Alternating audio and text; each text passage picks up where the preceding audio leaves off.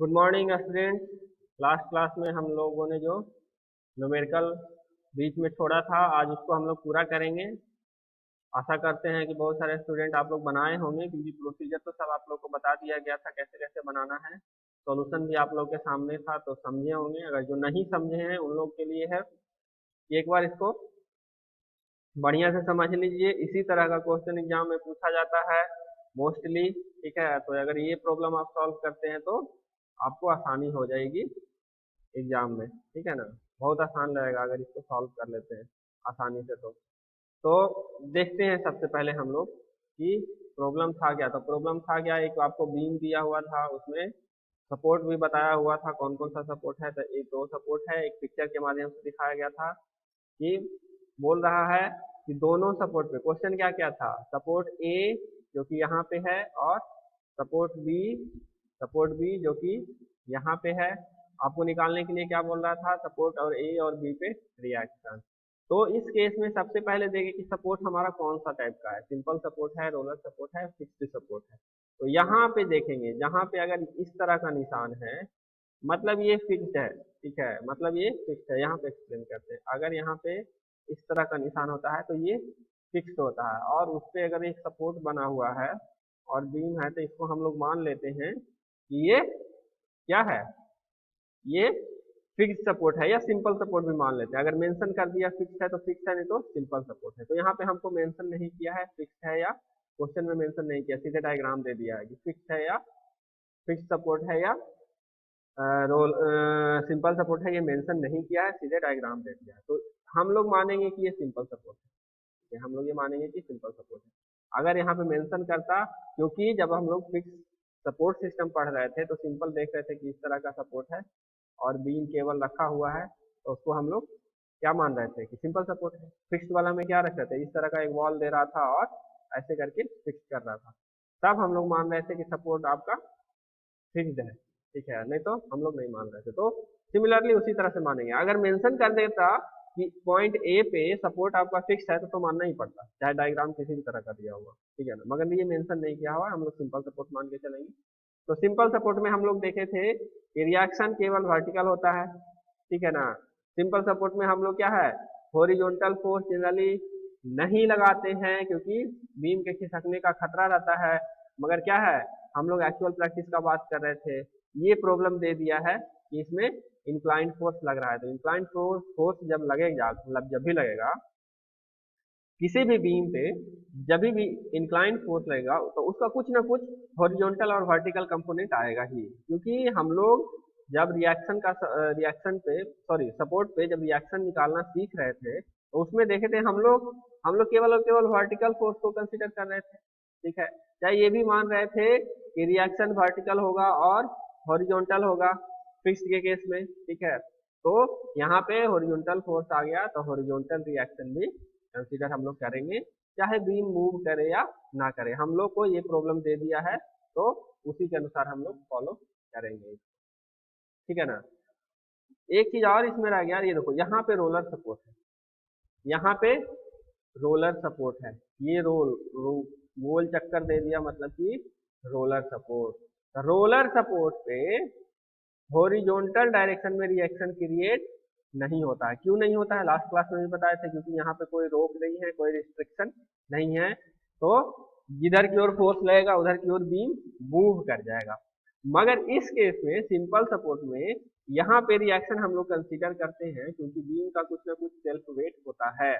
ठीक है ना, तो वो सेल्फ वेट कुछ हद तक इसको रोकेगा इधर जाने से जब फोर्स लगेगा। तो इस वेट के कारण जब आपका फोर्स नहीं लगेगा तब रिएक्शन हम कंसीडर नहीं करते। मगर इसका वेट कुछ ना कुछ वेट होगा सॉरी, कुछ ना कुछ वेट होगा, तो रिएक्शन हम यहाँ पे कंसीडर करेंगे ही करेंगे। ठीक है, अगर रोलर सपोर्ट दोनों ओर रहता तो हॉरिजॉन्टल डायरेक्शन में भी रिएक्शन हम लोग कंसीडर नहीं करते। ठीक है, अब आते हैं एक्चुअल प्रॉब्लम पे। जो समझने वाला चीज था हम लोग समझ गए, बाकी हम लोग को याद रखने वाला चीज है वो तो याद रखे ही होंगे। आप लोग को क्या याद रखे होंगे, बार बार ये बोलते हैं, कम से कम हम इक्विलिब्रियम जब पढ़ा तो कम से कम 50 बार बोले होंगे इक्विलिब्रियम का condition, summation F equal to zero.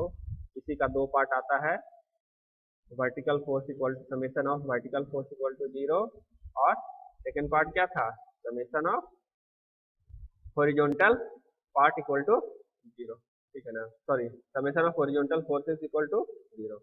और एक और कंडीशन था summation of moment about any point is equal to 0। तो ये कंडीशन तो आपको इक्विलिब्रियम जब भी नाम आए आपको दिमाग में आ जाना चाहिए, ठीक है। अब आते हैं एक्चुअल प्रॉब्लम पे। तो रिएक्शन निकालने के लिए सबसे पहले जितना फोर्सेस लग रहा है सबको हम लोग को ध्यान में रखना पड़ेगा। तो हॉरिजॉन्टल फोर्सेस कितना लग रहा है, वर्टिकल फोर्सेस कितना लग रहा है, सारा हम लोग को ध्यान में रखना पड़ेगा। रिएक्शन कहाँ कहाँ पे जनरेट हो रहा है सारा हम लोग को ध्यान रखना पड़ेगा। तो सब हम लोग पढ़ चुके हैं, खाली हम लोग को ये ध्यान देना है पॉइंट लोड ये केवल वर्टिकल होगा, ये भी यहाँ पे पॉइंट लोड ये केवल और केवल वर्टिकल होगा।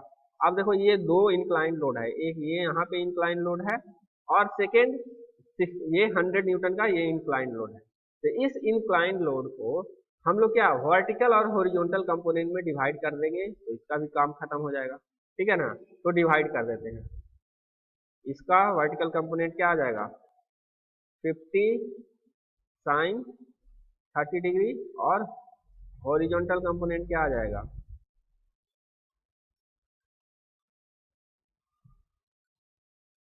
50 साइन 30 डिग्री।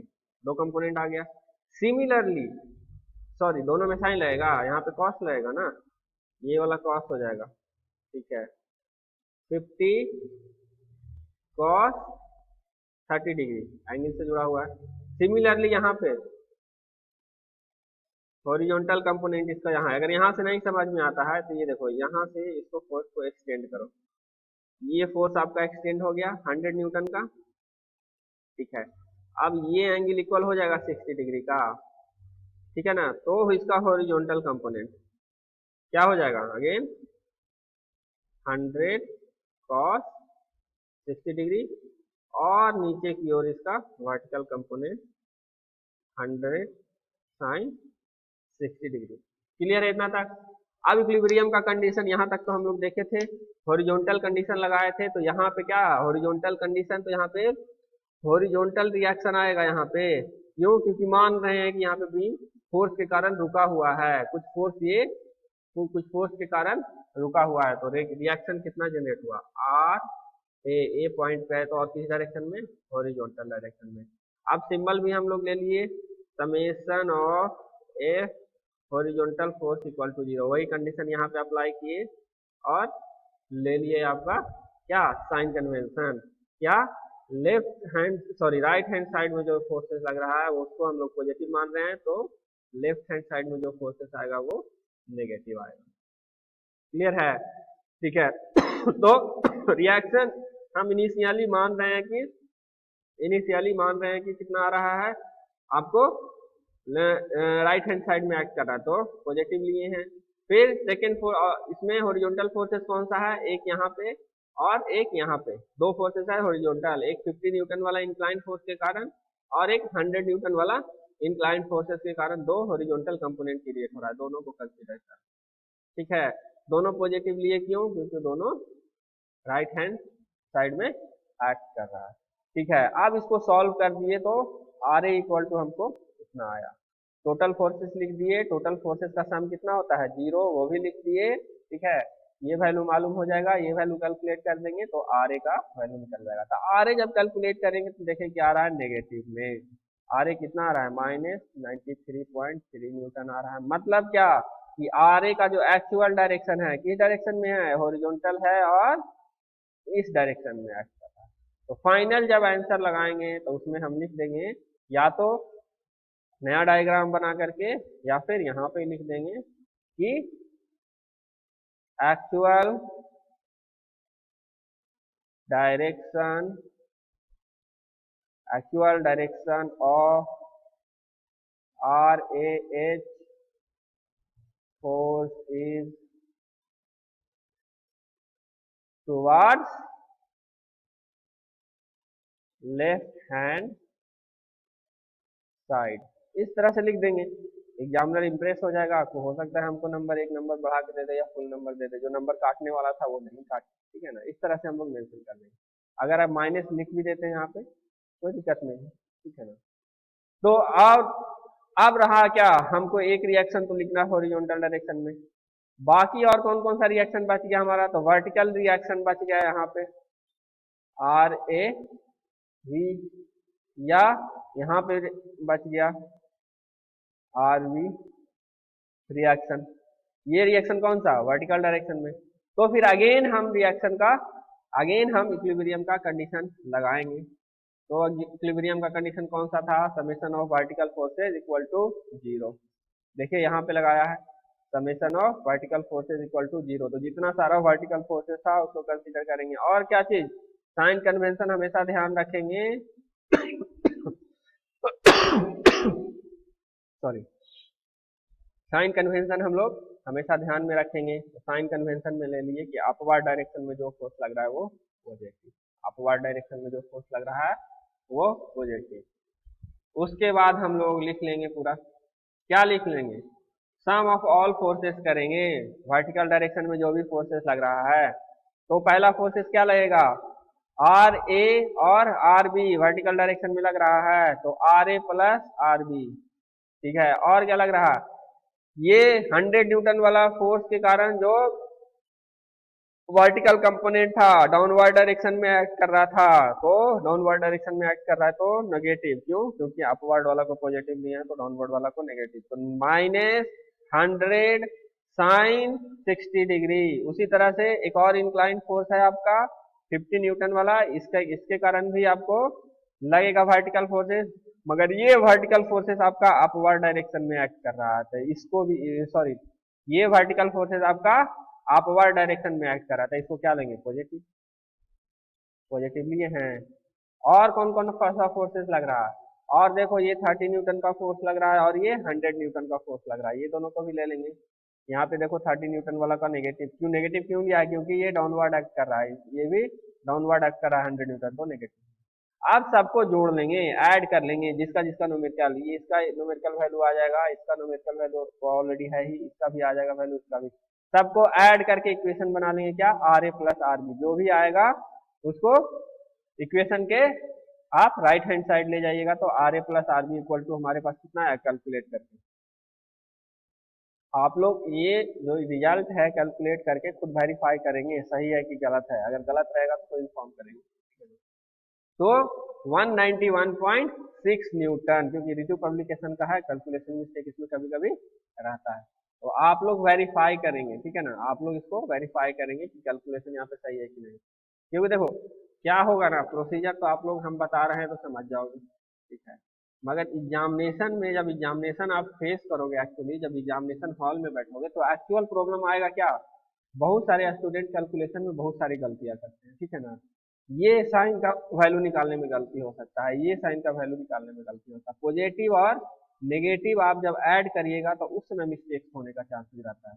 तो इसीलिए बार बार बोलते हैं कि न्यूमेरिकल प्रॉब्लम का प्रैक्टिस आप लोग करते चलो, केवल वीडियो देखने से काम नहीं चलेगा, प्रैक्टिस भी आप लोग को करना है, नहीं तो न्यूमेरिकल में पक्का लुढ़किएगा, पक्का दिक्कत होगा न्यूमेरिकल में। क्योंकि क्या है, यहाँ तो आप लोग को लग रहा है कि आसान है, सर बता रहे हैं समझ जाएंगे, ठीक है, मगर एक्चुअली जब आप खुद से बनाना शुरू कीजिएगा तभी ना आपको पता लगेगा कि कहाँ पे दिक्कत हो रही है, और वो जब बनाते चलिएगा तो अपने आप प्रैक्टिस होते चलेगा, यहाँ पे दिक्कत हो रहा है इसको एक बार और बनाते हैं, यहाँ पे दिक्कत और हो रहा है, हमको कैलकुलेशन करने में दिक्कत होता है, चलो थोड़ा लंबा कैलकुलेशन है, इसको और हम रिवाइज करके दोबारा करते हैं, ठीक है, गलती आ रहा है, कहाँ पे गलती हुआ, ठीक है, जैसे 191 ही यहाँ पे रिजल्ट आपका आया है, अगर अगर आप खुद से कैलकुलेट करोगे, ठीक है, और कहीं पे मिस्टेक आएगा तो आप दोबारा कैलकुलेट करोगे ना कि कहीं पे गलती तो नहीं हुआ, 191 क्यों नहीं आ रहा है मेरा, ठीक है, तो इससे प्रैक्टिस होता है, ठीक है, तो ये आप लोग करते चलेंगे, केवल वीडियो देख के सो नहीं जाएंगे, ठीक है ना, नहीं तो एग्जामिनेशन में तो हम लिखेंगे नहीं आके, एग्जामिनेशन तो आपको खुद से लिखना है, तो प्रैक्टिस भी आप ही को करना पड़ेगा ना, ठीक है। तो R A plus R B का वैल्यू हमारे पास आ गया, ठीक है, मगर देखो आर ए और आर बी दोनों अननोन है और यहाँ पे एक नोन वैल्यू है, तो आर ए और आर बी का वैल्यू निकलेगा हमको एग्जैक्ट, आर ए क्या, आर ए कितना होगा और आर बी कितना होगा, हमको मालूम चल पाएगा इसी वजह से नहीं। हमारे पास एक और इक्विलिब्रियम का कंडीशन है, कौन सा, समेशन ऑफ मोमेंट, कौन सा मोमेंट, किसी एक पॉइंट के थ्रू सारा मोमेंट लेंगे, इसमें जितना फोर्सेस लग रहा है उसके कारण जितना भी मोमेंट आ रहा है वो सब हम लेंगे और उसको ऐड कर देंगे, ऐड करके फिर उसको इक्वल टू 0 करेंगे, एक इक्वेशन बन जाएगा हमारा, उससे हमको कुछ ना कुछ रिजल्ट निकलेगा। देखते हैं क्या निकलता है। देखो देखो क्लॉकवाइज मोमेंट हम लोग ले रहे हैं पॉजिटिव, और मोमेंट किस पॉइंट पे, ए पॉइंट। तो ए पॉइंट के थ्रू हमारे पास जितना फोर्सेस इस बीम पे लग रहा है उसके कारण कितना मोमेंट आ रहा है उसको ऐड करेंगे। तो देखो ये 100 न्यूटन वाला फोर्स के कारण कोई मोमेंट जनरेट होगा, नहीं होगा, क्योंकि ये तो ए पॉइंट पे ही लग रहा है। तो इससे परपेंडिकुलर डिस्टेंस क्या हो जाएगा, 0 हो जाएगा, 0 हो जाएगा ना। तो मोमेंट किसके कारण आएगा, इसके कारण 30 न्यूटन फोर्स के कारण। 50 न्यूटन वाला फोर्स के कारण कौन कौन सा मोमेंट आएगा, इसका दो कंपोनेंट होगा, एक हॉरिजॉन्टल, तो हॉरिजॉन्टल कंपोनेंट के कारण फोर्स आएगा, नहीं आएगा क्योंकि इससे परपेंडिकुलर डिस्टेंस कुछ है ए पॉइंट से। लाइन ऑफ एक्शन फोर्स का ए पॉइंट से ही होके जा रहा है लाइन ऑफ एक्शन, तो कोई परपेंडिकुलर डिस्टेंस होगा ही। ठीक है, आप ट्रांसमिसिबिलिटी ऑफ फोर्स में जब पढ़े थे ना कि फोर्स का लाइन ऑफ एक्शन पे उसको हम कहीं पे भी ट्रांसफर कर सकते हैं, तो यहाँ पे ट्रांसफर किए तो यहाँ से क्या हो गया, perpendicular distance 0।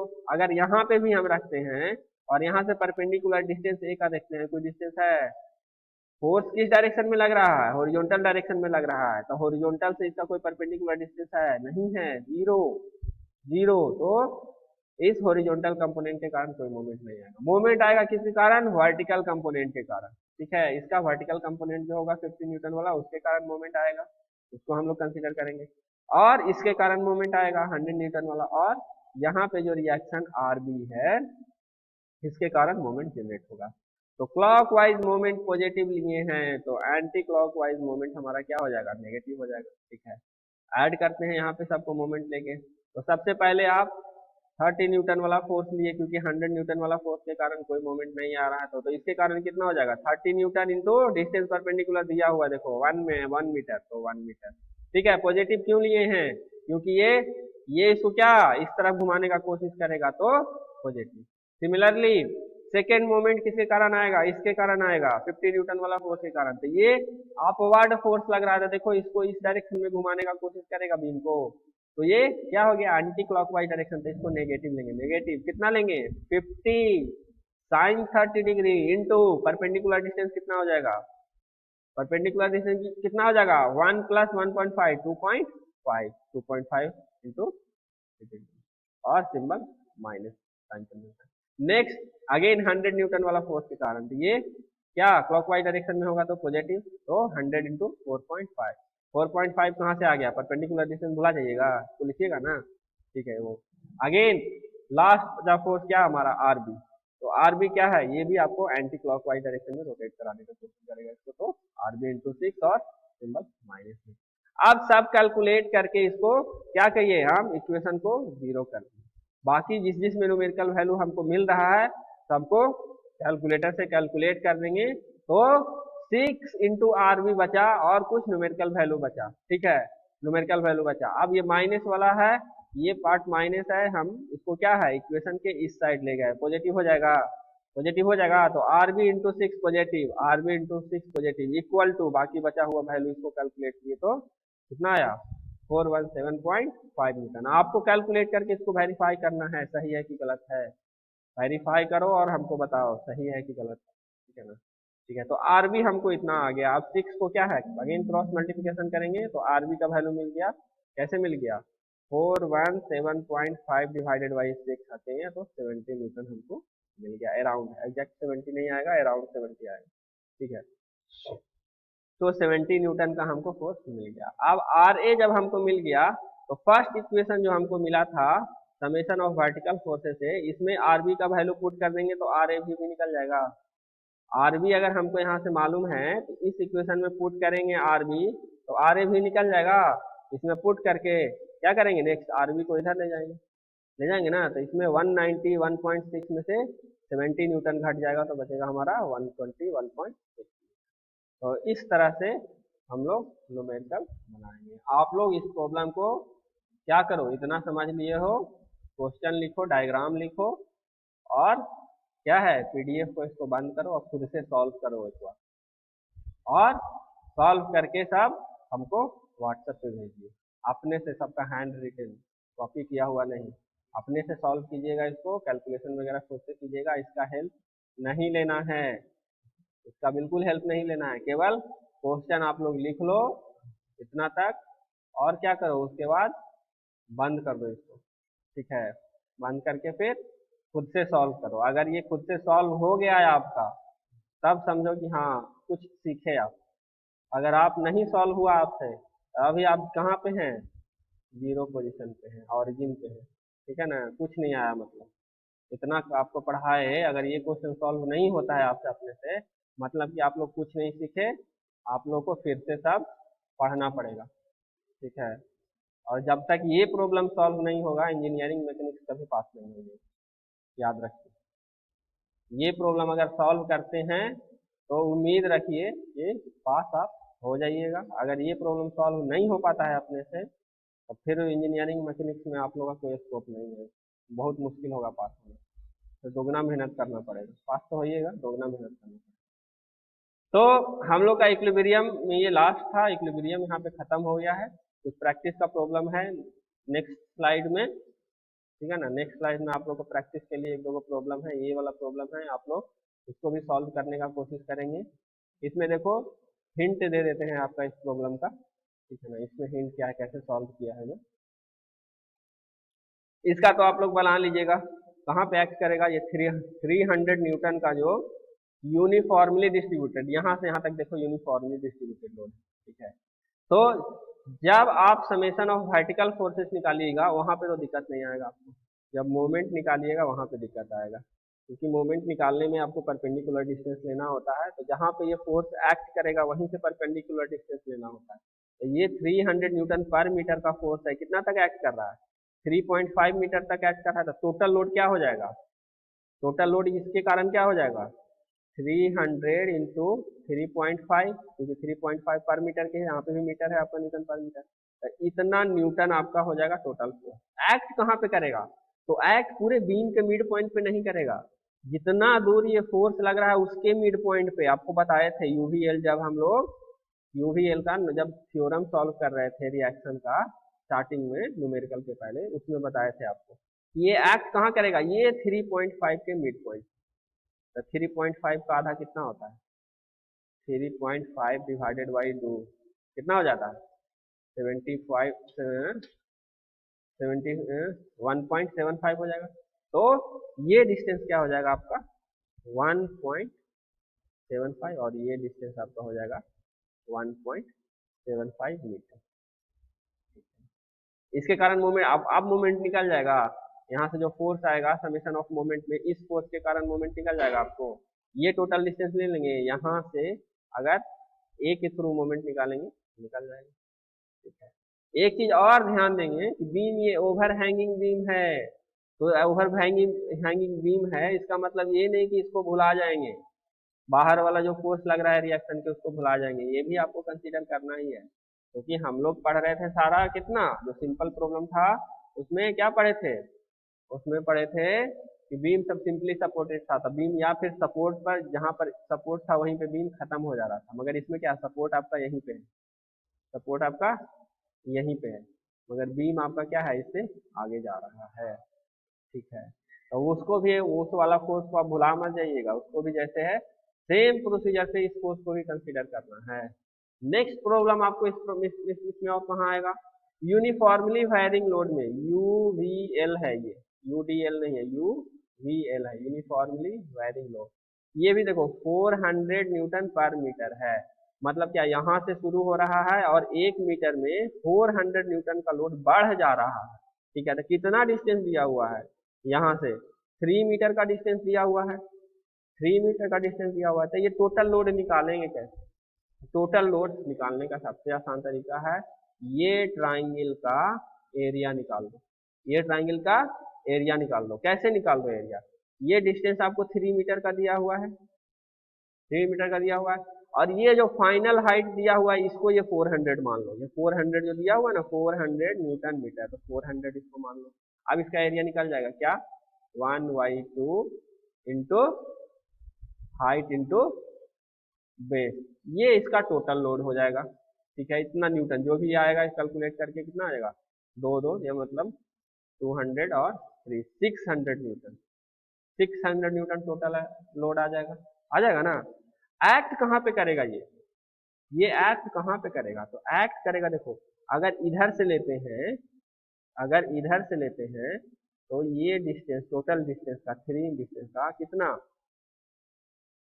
2y3 into H formula होता है, जबकि ये टोटल एच हाइट क्या है, ये हाइट है सब, ये डिस्टेंस को अगर हम एच मानते हैं तो ये जो एक्ट करेगा, लोड कहाँ पे एक्ट करेगा, तो 2y3h किधर, अगर इधर से लें जीरो वाला एंड से, ठीक है, और अगर बेस से लेंगे तो 1/3, बेस से लेंगे तो 1/3 डिस्टेंस, दोनों में से किसी से निकाल लीजिए, ठीक है, तो 3 है तो 3 अगर हम बेस से निकालें, बेस से निकालें तो 1/3h, तो 1/3h इक्वल क्या होगा, 1/3, और टोटल डिस्टेंस कितना है 3, मतलब 1 मीटर, तो 1 मीटर किधर से, इधर से, इधर से, अगर ये 3 मीटर है, ठीक है ना, तो एक्ट करेगा टोटल लोड आपका 600 का यहाँ से, ये 1 मीटर, ठीक है ना, ये आपका 1 मीटर का करेगा। अगर इधर से लेंगे जीरो वाला इंच है तो 2/3h, तो 2/3 इंटू एच कितना था 3, 3 कैंसिल हो गया, इक्वल टू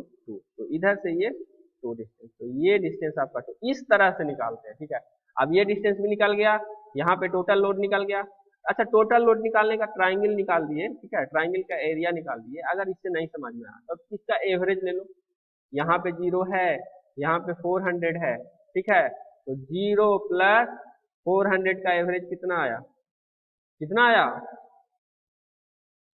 200 आया, 200 आया, कितना दूर तक ऐड कर रहा है, 3 मीटर तक, तो 200 इंटू 3 इक्वल टू 600 न्यूटन।